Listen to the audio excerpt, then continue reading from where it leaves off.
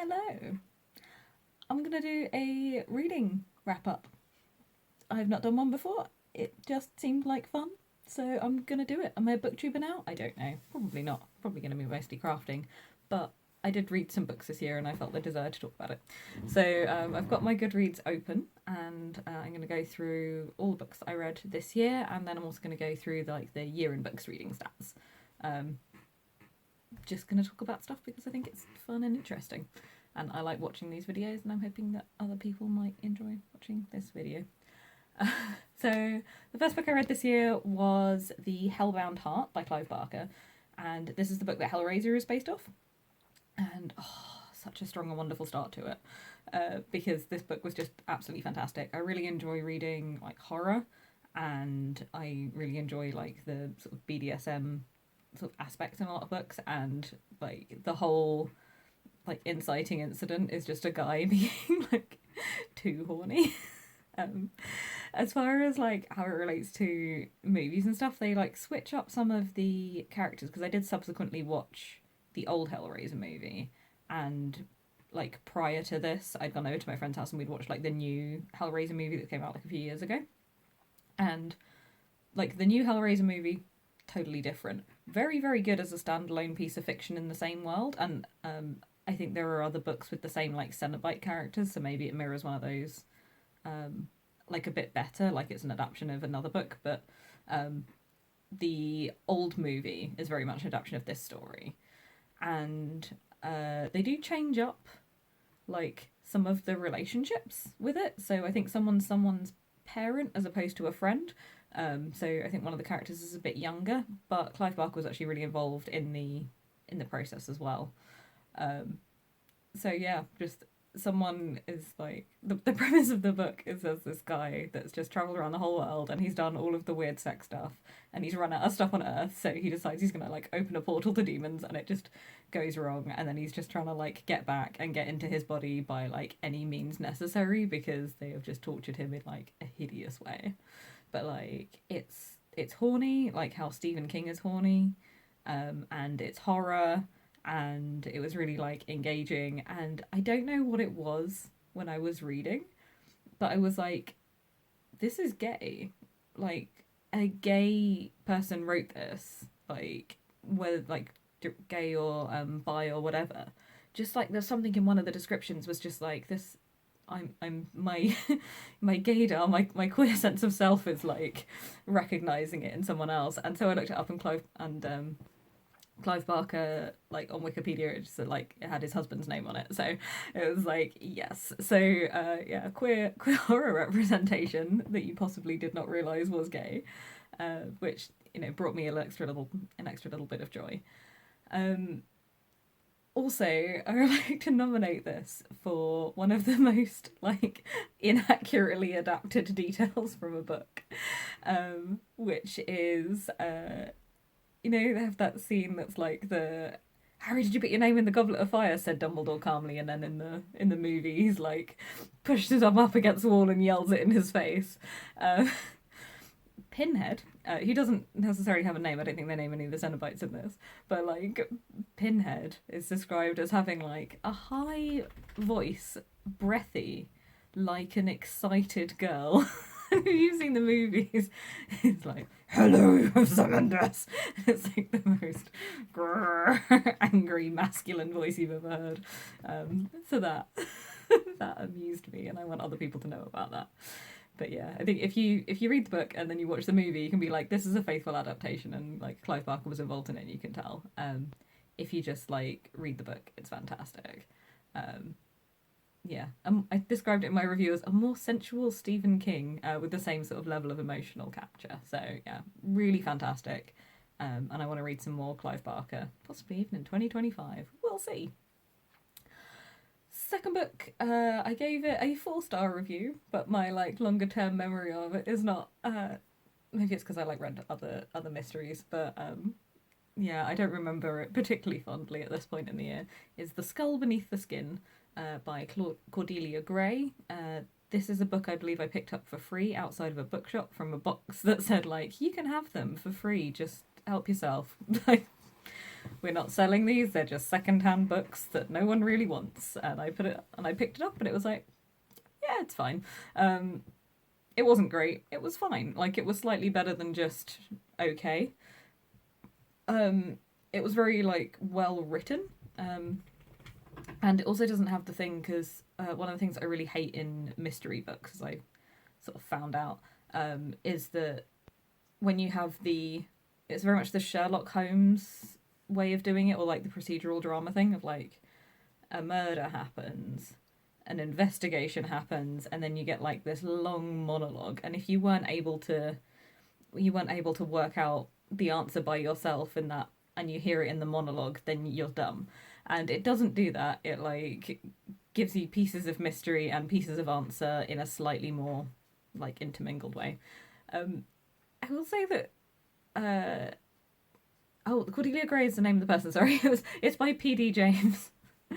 So it's like it's a female author, which is cool. Nice when we get that. But like, she doesn't do very much detecting. So the whole thing is like, she's from a detective agency, and she gets hired by this man because his wife, who's an actress, has been getting death threats, and she's been threatened that she's gonna kill her before this big performance that she's doing to kind of, I think, maybe end out her career, or she's retired and then she's coming back. My dog's eating a tissue in the background. So she goes away off to this little private island that's got a private show, and I don't know, she's just so timid. She's like not investigating anything. And then like, spoilers for the book that was published in like 1960 or whatever. But yeah, she the woman dies, and then she investigates it, and she does find out the answer, but like, it's got that kind of thriller thing that you get at the end where she's being chased and she's running away, and there's like a danger of death stuff for her. So I guess it's a bit more like thriller than mystery, maybe. But yeah, it's kind of not that interesting in a way, and it does have some of the reveals of like, but why did they do this? And it's like, aha, it was this other piece of information that you didn't have. So it didn't annoy me in the way that a lot of them don't do, and I think the writing was quite nice, but yeah, would not recommend that one. But I read it. I started reading it when I was away on a trip as well, which I don't think helped, because the trip ended up not being great. So it was just reminding me of being away in Wales and like having a bit of a shit time. Yeah, I found it quite hard to get into. When I did get into it, it was like fine, and it flowed, and like right towards the end, as they generally do when you're familiar with all the characters, you're like keeping track of them and all of that. And it did do the thing where it's like, oh, it could be this person, like, oh, it could be this person. Do you want to come up? Do you want to get involved? You can do it. I believe in you. Come on. Yeah, look who's involved. Mwah. But book 3 of the year. Good. Did I even say how many I read? I read 12, which is quite mathematically satisfying. I read an average of 1 book a month.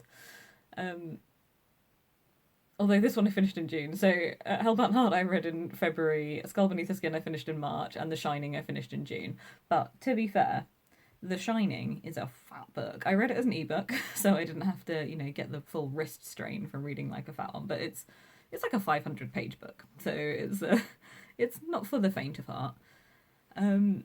Yeah, wonderful to read. I watched the Kubrick film a couple of years ago, as part of a thing to do during the Panini. I may well have even like had a cold or something like that, but I was at home on the sofa, wrapped up, enjoyed watching it. And then there's this thing that my friend Harry said, like back when we were in uni, about how like people should watch the movie and then read the book, because if you do it the other way around, you get really disappointed. And if you like read the book afterwards, you're like, oh, look how much more stuff there is in here. And that was true. So yeah, I like watching the film. The film is like very well done and like creates its own like internally cohesive story. And then like the book is like, you're reading it afterwards is like, oh, it's so much better. It answers some questions. And I think as well, because like the film having come out in the 80s, it's had like a real chance to like pervade into popular culture. Like the twins in the hallway going, come play with us, Danny, is a thing that you'd know even if you, and like the here's Johnny, it's stuff that you'd know even if you haven't necessarily like engaged directly with the media, which is kind of neat. So it was nice like watching the film and being like, oh, I know how all of those go in, and then to go like deeper into it, because I don't think they necessarily explain like who the twins are. They don't go to the backstory of the woman in the bath, and like some of the relationship developments and stuff is so much more detailed sort of within that. So I think the woman in the bath is quite interesting because she's like someone that's away like having an affair with this younger guy, and she's spending all this time like drinking and doing drugs. Like everyone knows that she's drunk like all the time. And so like when this young like hot guy with his long hair comes down, it's like, I'm just gonna go for a drive, she's just having a little sleep upstairs. Everyone's just like, oh, okay, that's code that she's drunk and he's going out for dinner without her. And then like he never comes back, and they find her just like dead in the bath having overdosed. um Possibly like before he left, possibly after he left. I like my memory is that it's like he didn't know and just kind of left her drunk and then just didn't come back. But yeah, so that's who the woman in the bath is. So you get to hear like her story, and yeah, I think it's like the Dominic Noble's done quite a good like review, so I won't go into too many like more details about what changed in the adaptation and stuff. Um, One of the fun things that I really liked in it is um, that you hear quite a lot of stuff from Danny's perspective, because like you're in his head, and so it's like they're being shown around the hotel, and it's like, oh yeah, these are the sweets, and it's like he kept saying sweets, but I didn't see any candy. Like I don't know, I feel like that could be annoying if it was done too much. I don't think it was done too much. I just think it was like quite cute, but yeah, it was fun. Dick Halloran's story is much better in it. He doesn't just like immediately die. He actually gets to come and save them, which is nice because he is very explicitly written as a black character as well, which is it's nice to not just have him like turn up and die. And it's very much I see why like if you read the book and you're expecting him to turn up and save them, and then like you shock the audience by having him die, it's like, okay, yeah, that's genius. But also there's something so much nicer about like the loving relationship that he still has with Danny as like almost a father figure. Because like at the end he sits down with them after they've left. They have like a little epilogue after the hotel, and he says something like, oh, do you still miss your daddy? It's okay if you love him, it's okay if you miss him. Like, and I thought actually that's really nice, because they've depicted a story of a dad who's sometimes loving, and I was tearing up and going like, oh my gosh, it's so cute. Like I couldn't get it out of my body of like how cute it was. But like, because Jack is an English teacher like by profession, and he's only at the hotel because he got fired having like having had anger management issues against an attacked a student. He's like so excited to teach his son to read, because in the book he's much younger. Like movie Danny's 7 or 8, and this one he's like 4 or 5. So he's not yet school age, so he's like just the age where he might be starting to go to school. And so he's going around like all of the thrift shops to try and like get the books for him, like this full set of learn to read books. And he's like writing out workbooks every night for Danny to like go through, and like it's so cute. And like, I see why they didn't include it. It's not a major plot point, but it is in fact incredibly cute, just like you. My gosh, you're so cute. Um, so I really like that. And yeah, like they blow up the hotel at the end as well. If you've watched the movie and already, instead of like him just freezing to death with like some weird kooky face and still chasing them out of around the maze and stuff like that, like no, like he didn't vent the boiler. At some point, like he smashes his own face in with a mallet and stuff. Like it's a bit more horrific than than the movie. The movie toned some shit down. Yeah, so I liked it. I really liked reading it. I really liked some of the cute bits, and I really liked how, like I was saying at the end, they have Dick Halloran very explicitly saying like it's okay if you loved him, and it's okay if you miss him, and like it's okay if you have complicated feelings about this because you went through a lot. He's like weirdly becoming possessed by the hotel, and like having to deal with all of that, and it's really difficult, and like having all of these visions about being murdered and all of this worry about it, and like seeing his weird future self and stuff. But to say like, but you still loved him, because having like been a therapist that works with people that have been abused and stuff, those complicated feelings, and like even for myself, sometimes in some ways, those complicated feelings are still like they're there and they're there for a long time, and like quite a lot of the time they're there forever. Like, yeah, he did all of these things, but he's my dad, so it's very much a thing that was really nice to see it come out of, and I'm thinking that message might have hit some people right in the emotions, and it's really nice to see it. And it's kind of a bit of a shame that they didn't get to have that in the movie adaptation because of the way that they changed it, which was genius, but also we lost something as a people, as a community. So share it. Next book I read was Tooth and Nail by Ian Rankin. Um, I was reading it, and it's Inspector Rebus, one of the books, and like I turned on the TV to watch something on like streaming. I think it was on Prime, and they had like a series advertised called Rebus, and I was like, oh, this is going to be based on these books. I haven't watched any of the TV series, and based on the book, I don't want. I'm going to hear like the main character's a bit of a dickhead. Um, oh yeah, so like there's some propaganda shit in here, and like it's an older book. It's like I think it's from the really early 90s. Um, and honestly, the thing that really put me off is like it's a I should probably explain anything of what I'm talking about. So murders are being committed by a serial killer, and Inspector Rebus is a Scottish detective who'd found a previous serial killer and has been brought in to help the London police. So it's set in London. They're trying to find the Wolfman, as they've called him, and just are searching around, and occasionally like clues happen, more murders happen. Wildly, we do get quite a lot from the killer's perspective as well, which is a little bit different. So we get the I must hunt, I must bite, I need to do it just a game, and like the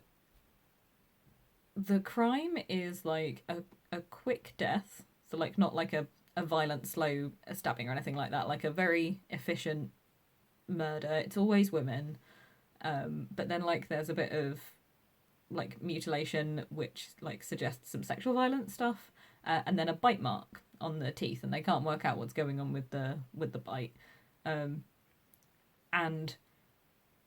when the person's talking, they use like feminine pronouns, and so there's a discussion as part of it like oh, he's the killer, and someone goes, oh, or she, and they're like, oh, could the killer be a woman, which is like, okay, fine, whatever.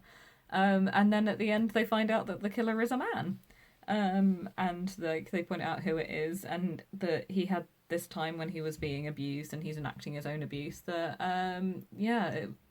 part of it was that part of this abuse that he experienced as a child made him feel like a woman, and so he was spending the time going, "I'm a boy, I'm a boy, I'm a boy," and I don't think we need another like gender fuckery serial killer, do we?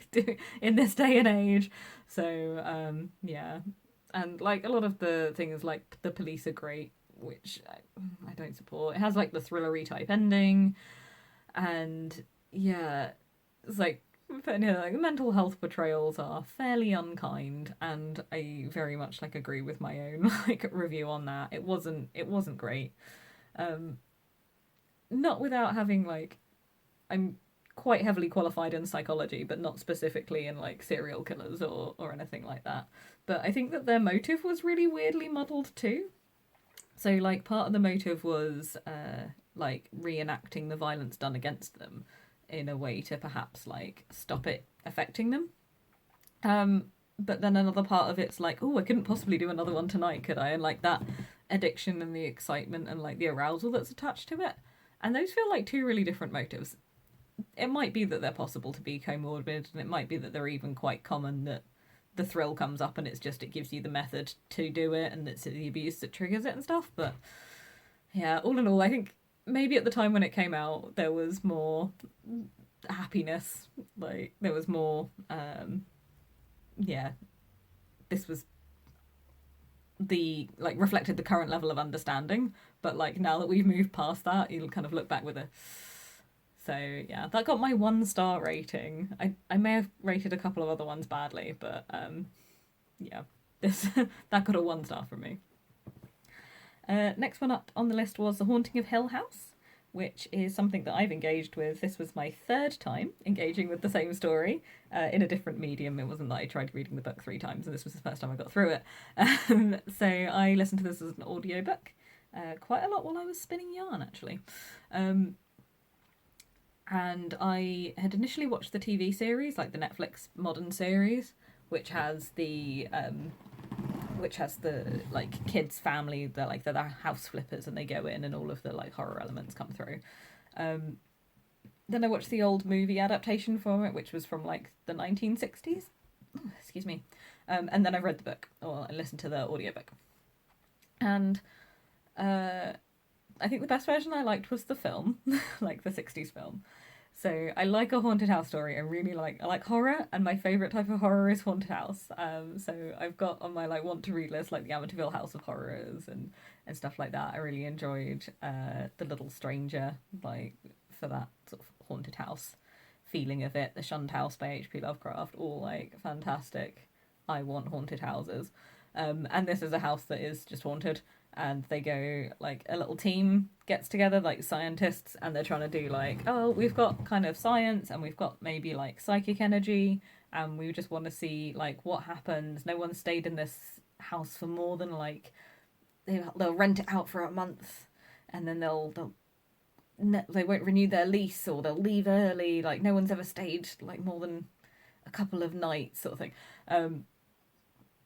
And so they're going to investigate it, and they have like a group of people, like the house owner, someone that's psychic, or like has experienced psychic phenomenon, and like the scientist that's assembled them. And like there's some quite interesting stuff with Eleanor, who's like mostly our point of view character. So we see her like arriving at the house, and we see a lot of stuff from her perspective about how she feels really out of place and how she wants to like make up lies about herself. But then like there's this weird thing that they're doing where they are like all are making up lies about themselves, and it's like it's an odd thing to do. I was just reading it like, when would this happen? You got a group of strangers that are all together and it's like, what do you do? And it's like, oh, I'm actually a famous bullfighter. I can't believe you haven't heard of me. And like then they're all doing it, and it's like, I can see why she was lying. Like Eleanor was lying because she wanted to sound like more impressive, and so she's like describing things that have happened to her sister, or her friend's like, oh yeah, I've got my own apartment, like rather than the reality of like living in her sister's living room after she'd been like caring for her mum. But like it got to like a weird thing, and it was like, I don't know any of you either as a reader. And I need one of you to like give me a backstory that I can believe, because now when you tell me something I'm just not going to believe you. So like that was a really weird aspect that they did. Like also in the 1960s film they have like Theo and Eleanor, Theodora or Theo and Eleanor, and like they end up being quite close because they're women of similar ages. And in the movie it's gay. It's pretty gay. You have like, they exaggerate Eleanor's really frightened, and they exaggerate how confident Theo is. And so by making her more confident, they've also made her like weirdly seductive. And then in the TV series, they've just fully made her gay. It was like the sub theme was there, like this woman is a lesbian, and there is no question about that. She is gay as fuck. So it's a bit of a shame that was just like a movie adaptation. I was hoping that this was like an additional piece of like queer representation from years ago, because that brings me my little gay heart joy. But that was not the case for this one. So yeah, I struggled a little bit with that. I think overall the story is really interesting, and I can see why people have picked it up and adapted it. So I would say definitely worth engaging with the adaptations, and like read it if you want. I gave it a 3 out of 5 stars. It wasn't it wasn't amazing, but it wasn't the worst. Just thought my stomach needed to drink some Coca-Cola more directly. Okay. Next one, which I read in the summer, which I picked up from a charity shop years ago because Jack Edwards has betrayed me by suggesting that this book was any good, and that is Hamnet. It's like a really popular book. When I put my review up, I saw that my friend Emma, that we were at primary school together and don't really chat, but she also had my same opinion on this book, that it was rubbish. Yeah, I gave it 2 stars, like, and that's just because like the prose was good, but it was told in a non-linear way. So the play Hamlet by Shakespeare is named after his son who died young. Like, apparently we don't really know why he died or anything like that. So this is just a story which takes historical record and fills in the gaps with like just her made up story, which is fine, cool, wonderful premise. The story entirely focuses on Shakespeare's wife, Agnes, and goes through like how, like, for the time period, it's talking about her life, and up to the point where she goes to London and she sees the play of Hamlet that he's written and understands why he's like that. Understands like why he's done it, because initially she's like, oh god, why are you using our dead son's name? But yeah, it was a non-linear structure, and it's called Hamlet, but it's actually about Agnes. The characterization of Hamlet and his twin sister was also like bad and weird. And like his sister's really ill, and then it's like, oh, maybe we can just trick death. And then they do, and like it works. And it's like, no. But yeah, I think the non-linear structure is really the thing that like messed with it, and yeah, trying to say that it's going to be focused on the story of Hamlet, because it just wasn't. It was focused on the story of Agnes, which probably would have, you could even have called it Hamlet's Agnes or something like that, or Shakespeare's wife, or Agnes Shakespeare, or something like that, which would give you like a much better accurate title of it. Yeah, the non-linear structure means that we see the family, and we see that Shakespeare and his wife, William and Agnes, have had 3 children, 1 older girl and then twins, boy and a girl. And we know that, and we know that he's old enough to be running around like by himself. I got the vibe he was like 10 to 12. And so obviously she is as well. And we know that the older sister is like 14 or something. Just like a few years older and much more like sensible and calm. And like all of the tension that you then have later on in the story of like, will my babies survive? It's like, yes, we know they will. We've seen them. Like, we know that they survive till at least the age of 10 because we've seen them as 10-year-olds. And there's like the plague is coming from this one flea that we followed on this set of beads, and oh no, now it's with this person. And it's like, yo, she's already died of, like, they've already died of the plague. The plague is in the house. The plague has been in the house since, like, page 10. It's not going to be a surprise of, like, oh, the plague is going to get into the house. I think if they told it in a, like, more linear way, it would have come across a lot better. But it's like, all of the tension is sapped out of it, which, yeah, really, really made it, like, not fun to read. A lot of people didn't like the sex scene. They've got a scene where, like, he's met his, like, William and Agnes have, like, met, and they're having sex before they're married, and, like, she gets pregnant, and so then they get married because she's pregnant, shotgun wedding. And they've got, like, a description of them having sex in, like, the Apple store, and they're describing it by, like, the apples shaking on the shelves and, like, falling off the shelves, and they've all been placed really carefully in the same way with the stem downwards so that they'll last through the winter, and how, like, the little star on the bottom of it is moving around so that they're all kind of going higgledy-piggledy where they'd all been, like, lined up the same way. And honestly, I read that while I was, like, on a lunch break from teaching a whole load of children circus skills, so I am glad it was not a lot more explicit. But a lot of people were mad about that, but I thought that was good, and I was glad for having that, considering I was reading it in public. But yeah, the non-linear structure really fucked with it. Because yeah, you just kind of lose all the tension. And someone pointed out that like they had to make Agnes really out of character right at the end, and it's like, oh yeah, so true. They had to make her like super mad after she's been like Luna Lovegood levels of chill the entire time. Like, I'm thinking of moving away to London. Oh, that's nice, dear. Oh, I'll miss you while you're away. And it's like, oh, you're back. Oh, that's lovely. You gotta go away again, okay? And it's like, how dare you? It's like we've not seen her mad about anything. Like we've seen her as so like chill and spiritual and earthy and like kind of witchy in a lot of ways and different, but also then really popular because she's got lots of like she's good at making medicine for people and understanding why people are ill and all of that. And then they've just like turned her into some shrieking harpy at the end, which is just like, yeah, she's pretty out of character at that point. So yeah, not worth it. And honestly, I've not enjoyed any of the Jackass recommendations that I have then followed up and read. I fully unsubscribed from his channel because it's like whatever you like, I have not enjoyed. So sorry.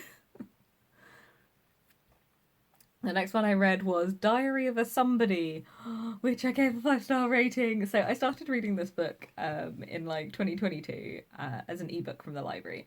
And I was really enjoying it, but then I got kind of busy with doing some uni work and I wasn't able to finish it. It expired, and when I went to go and get it out again so I could finish it, they'd removed it from the online collection, which, yeah, feels like a crime, and was supported when I told it to the author, because I went to his bloody book reading, which was a fantastic night out.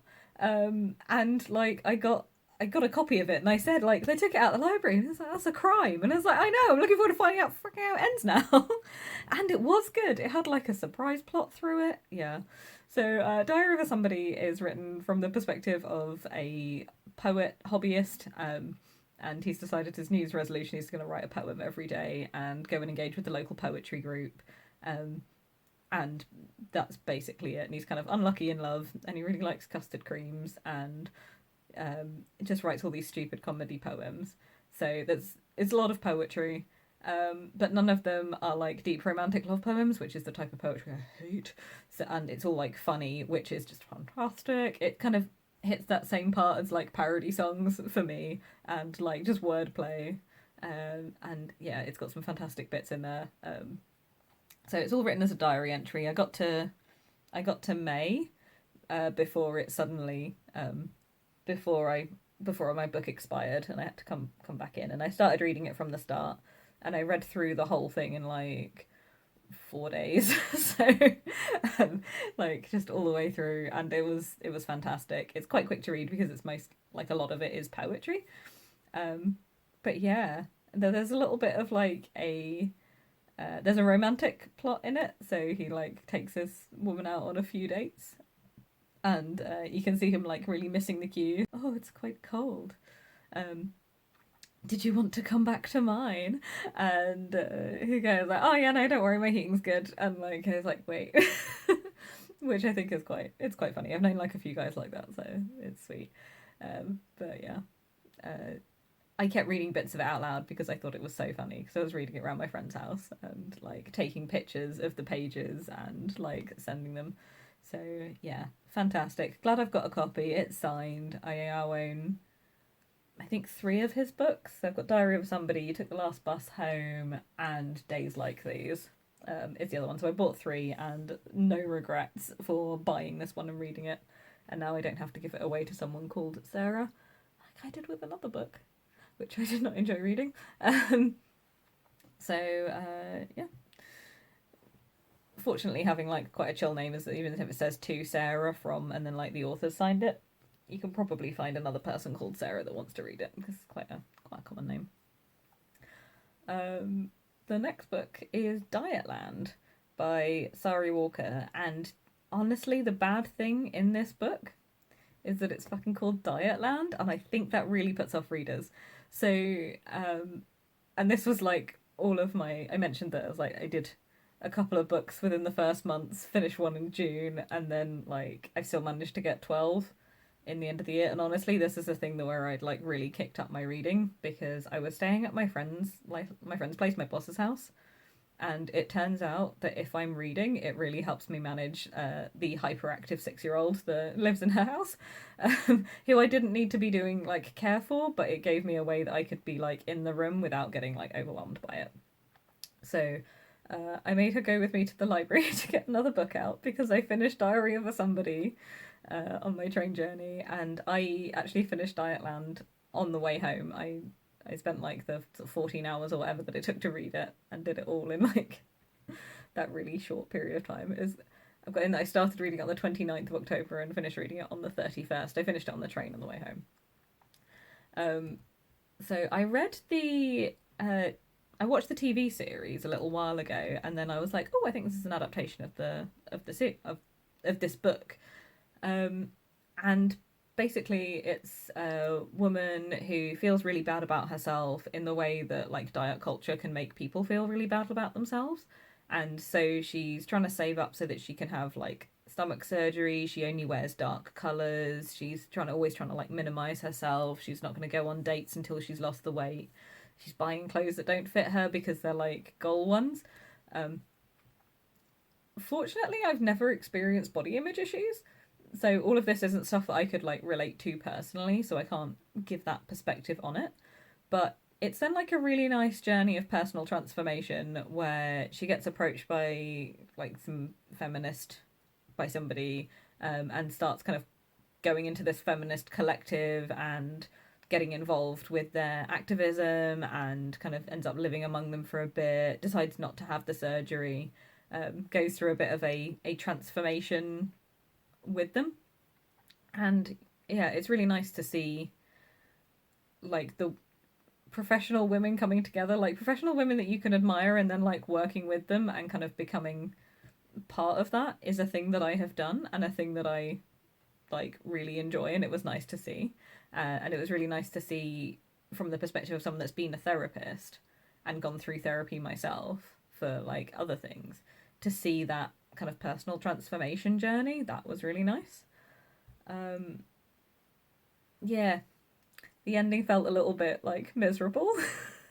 I think I wanted it to feel a little bit more like a happy ending. The TV show has a bit more of a happy ending. It's not different. It's not particularly different or anything. It just kind of ends on a more uplifting tone. But yeah, it was a bit of a shame to like finish the book and then just be like a little bit bummed out because I was like, she has to go away. Like that's sad. So yeah, the next book I read is I think the oldest book that I read this year, which is Carmilla, which is like widely considered one of like the first vampire novels, or possibly even the first vampire novel. Very enjoyable read, and it's about women. The first vampire is a woman, and they said it was really gay, and it wasn't quite gay enough. Like it was just women being women. I think maybe it's like the movie adaptation is a bit gayer, maybe the same as with like The Haunting of Hill House. But from the book, it's just that like woman, like young woman has best friend that turns out to be a vampire, but like so they have to kill her. But for the whole like time, it's kind of like two 15 to 17-year-old girls spending time together. They haven't yet had to worry about marriage, so they're like at that age, but they're able to like be friends and be quite sort of mature adult types, and like they'll be sort of brushing each other's hair type thing. But yeah, the story was told really well. They kind of create the mystery in an interesting way. The information comes out in an interesting way. There's some stuff that which feels like a coincidence, which then turns out to be very not coincidence. Of like, oh, this really old portrait of this girl looks so much like you, and then you realise that their name's an anagram, which I thought was like an interesting, an interesting thing. You can see how much like Dracula was inspired off it, and you can see how much like the common myths that we have within like pop culture about vampires just aren't necessarily present. So it's quite interesting to see like what we do and what we don't have. So stuff about like the hallowed ground, I think. Yeah. I didn't put in there like which of the specific ones it was, but I noticed it was like, oh, garlic and sunlight are fine, but like they still don't like the crosses and stuff. So it was interesting seeing like what was true and what like wasn't true. Um, and she had to keep like um, returning to her coffin to sleep, which is common in like Dracula stories, all the way through to Buffy. I just watched the Buffy versus Dracula episode, and they've got him sleeping in his own like dirt, and the Moffat and Gatiss adaptation also has him sleeping only in his own dirt. Um, so like that's true until 2 years ago, which I think is really nice. I really like that we have like Frankenstein and Dracula and vampires and zombies and werewolves, and that they're kind of like common for all of us. That it's kind of out of copyright, which is how the laws are supposed to go. So it's nice that we get that as a thing, as part of it, that we can continue to write vampires and we can continue to like use pieces from the original text, from the older text, like other ideas, and just continue to play off and develop those, which is neat. So I gave it a 4 star. I found it quite difficult with the writing style, but that might just be because like the book was written in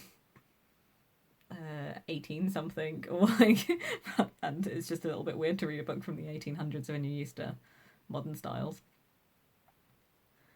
The next book I read was Motherhood, and Lena Norms has let me down once again. Not to the point where I'm feeling the need to unsubscribe like I did with Jack, but damn, she talked about liking this book so much that then when I saw it in the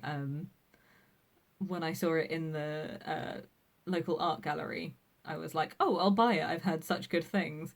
And you know how this meeting could have been an email? This book could have been a leaflet. This book could have been a really good long essay. Like, everything that is worth talking about in this book could be brought down to like a 5-page essay, I reckon. It's got like really big text and like over a lot of pages, so I think the 5 pages would have like the small text and really like thin pages, like very densely written with not a lot of white space. But yeah, it was so like loose and open. So the premise of it, as I was sold it, was that it's just a woman trying to decide if she wants to have children or not, and talking about the pressures that women face to have children, even if they don't want to, or even if they say they don't want to, and how this then impacts on like our own thoughts of whether we want to have children or not, because so many people go around going, oh, you'll want to, oh, you'll regret it if you don't, and about how like you can't do both, and then decide, like, see what you actually like. And there were some interesting bits in there, but it was surrounded by so much like annoying other like dithering, and like she wasn't making good points, and she was like, I might leave my partner. I was like, I will never be without my partner, and like flip flopping on everything. And I understand that flip flopping is part of like a making the process and reflecting on things, but it was annoying. And also, she was doing like a coin flipping technique. I mentioned it to my friend that likes tarot, and they were like, "Oh yeah, no, I know that. That's one that I've heard of. You flip 3 coins, and it's like if you get 2 heads, then it's a yes, and if you get 2 tails, it's a no. And that's like a way of divining things from the universe. So you ask your question, you flip your coins, you get your answer. It's a magic 8-ball, but with coins. And she spent so much time asking the coins, and then at one point she like lampshades it and is like, is it dumb that I'm asking you this? And the coins go, yes. And it's like, am I going to keep asking you anyway? Like, yes. Like, is it pointless? No. Like, it's cool, it's relevant. And it's just like, no, this is dumb, and you know it's dumb. You wrote into the book that it's dumb. If you got rid of that, we'd get much closer to that like essay, which would be worth reading. Because like there was some stuff in there, but it's so like big. And as somebody that's like faced this pressure as a woman, I am past the age of 30. This is the point where like the biological clock is supposed to start ticking, and like if I'm gonna want to have children, this is like the point that people often say, you know, you better kind of get a move on with it.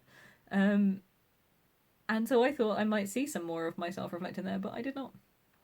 I will have a little shout out though for the demonic toaster, which I found very entertaining, and the desire to stare at a melon all day. I'm going to give it a little more context, but it doesn't make a lot of sense. So when we're doing this coin flipping, she's saying like, oh, am I having these bad dreams because I want to have a kid? Or like, possibly even something different. And she asks if she's being possessed by a demon or if this is a demon that is visiting her. And the coins say yes. And it's like, okay, so should I imagine the demon as a household object? And the coins say yes. And she went, a toaster? And the coins go, no. Which has just got such comedy value. It feels like a scene from Supernatural. Like, like anything could be a demon, and then someone freaks out and is like, "Is this a demon?" It's like, no, that's a toaster. She ends up imagining it as a knife, which like makes more sense. But yeah, the demonic toaster did make me have a little giggle when I was reading in the bath. Also, she has this section where she writes like, "I wish to stare at a melon all day. I wish to rock a melon in my arms." And like, I'm sure that it's something just a little bit abstract, which I didn't grasp about like the desire to stare at, admire, and like cradle and love something, but without the responsibility of actually being a baby, and therefore just substituting in a melon. But it's not. It's not put in with any context. It's just that I wish to stare at a melon all day. So yeah, I would not read it. Like, I don't recommend it. If like, I've been reading Complaint by Sarah Ahmed because it was mentioned in a philosophy tube video and I thought it'd be worth a read. And honestly, finding it a slog to get through, if not finding it particularly densely written, which is something which I prefer in my non-fiction. And I watched an hour-long talk from Sarah Ahmed, and based on the things that I had read and based on like when she was covering the same topics, it was like, yeah, I'm not really missing much if I don't keep reading the book. I think this has pretty much covered what she has to say in a sufficient level of detail as someone that's just kind of casually interested, and the book would be better for like diving in more.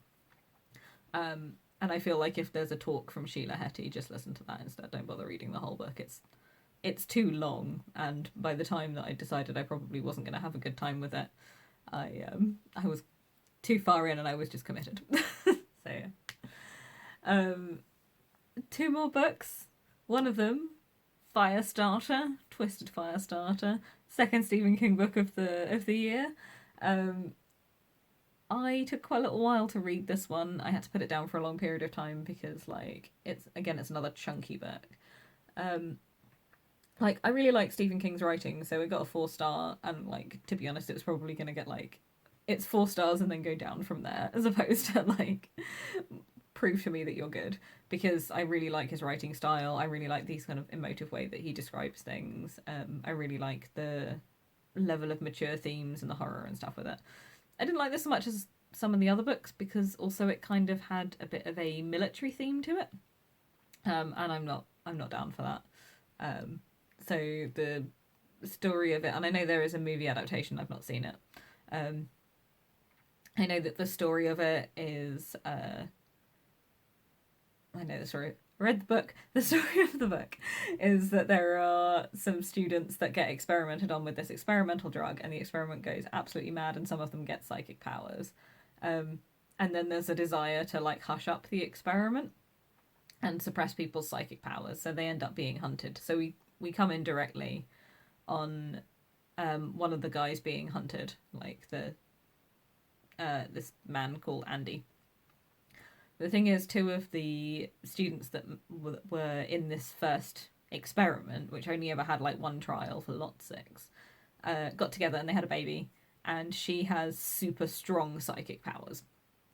So part of the reason that they're hunting is because like the psychic powers have come up that much more within her, and they want to be able to get her to experiment her or kill her if they need to, or use her as a weapon or whatever, like nasty military stuff.